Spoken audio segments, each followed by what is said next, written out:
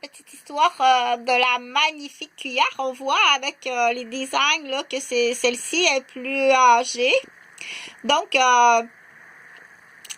et celle-ci, elle est plus récente. Certaines personnes vont dire ta cuillère là, elle est pas habillée. Non, ma cuillère est pas habillée. Donc, il existe on met ça par-dessus ton manche à cuillère parce que c'est normalement là une cuillère c'est supposé d'être habillée. Donc, il existe toutes sortes de trucs. C'est un petit peu plus cher.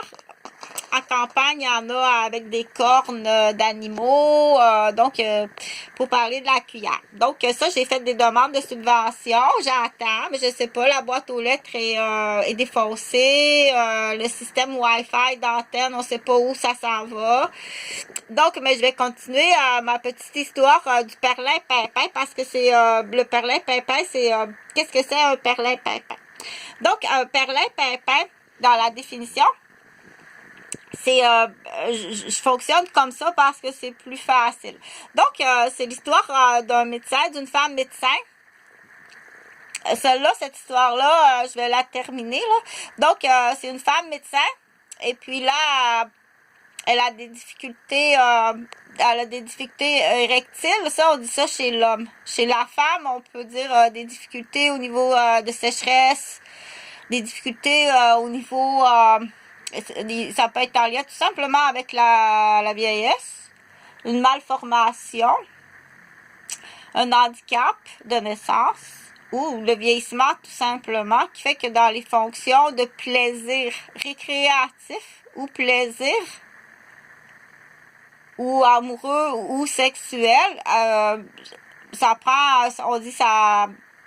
quand on arrive ou des fois avec de la médication. Donc là, je l'ai effacé tout new, là. C'est un nom, ça c'est un petit peu la couleur, ça s'appelle papier japonais.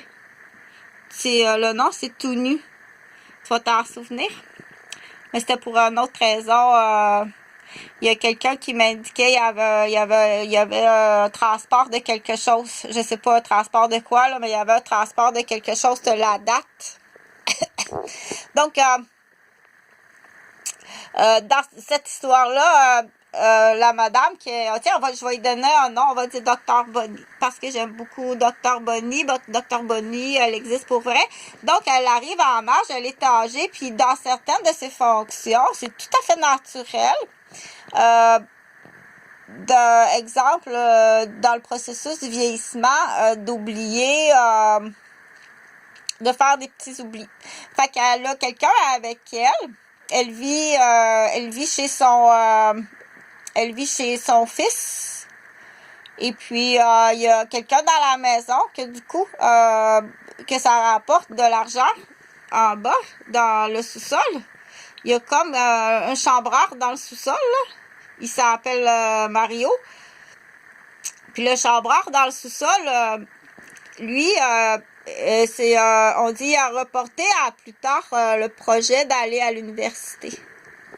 Donc, Mario a eu ce qu'on appelle des obstacles dans la vie, qui a dû...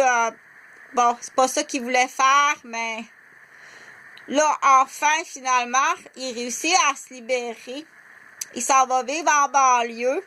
Et puis le projet, c'est pas un rêve. OK? Puis c'est pas non plus ce qu'on appelle un rêve ou une idée de grandeur. Donc, Mario, ou bien dire qu'est-ce que vous avez tout changé votre vie? Non, parce que c'est ça qu'il veut faire. À cet âge-là, où est-ce qu'il est rendu? C'est ça qu'il veut faire. Donc, il loue, du coup, un loft dans un sous-sol. Et ce qui a reporté à plus tard, il n'est pas si vieux que ça, Mario, là, il a 58 ans. Il retourne à l'université. Il est très, très, très intelligent à 58 ans. Du coup, pour Dr. Bonnie, ça lui fait un perlin-pimpin d'études. Si tu comprends pas, dis pas que la fille qui est en train d'expliquer ça, c'est une colisse de folle. Je comprends rien de qu'est-ce qu'elle dit. OK, c'est juste que sans te faire de peine, va en troisième année. tout simplement. Tu t'en vas en 3e année, OK? Donc, Mario, il vit dans le sous-sol. Il a tout réglé ses affaires. C'est ça qu'il veut faire. Parce que du coup, lui, ce qui est important, c'est de retourner à l'université. Quand il va avoir fini son cours à l'université, il veut faire une autre profession. Parce que qu'est-ce qu'il fait présentement, là, il a tout closé. Il a tout fermé. C'était tout passé d'avance, OK? Il loue un loft dans un sous-sol chez Dr. Bonny parce qu'ils se connaissent. Puis du coup, ça lui permet à Dr. Bonny, ça c'est pas un perlin-pimpin, là, c'est pour les études, là, on n'appelle pas ça un perlin-pimpin, il y a un autre nom pour ça. C'est pas un cœur d'artichaut non plus. Je pense qu'il y en a qui appellent ça un dos de chameau.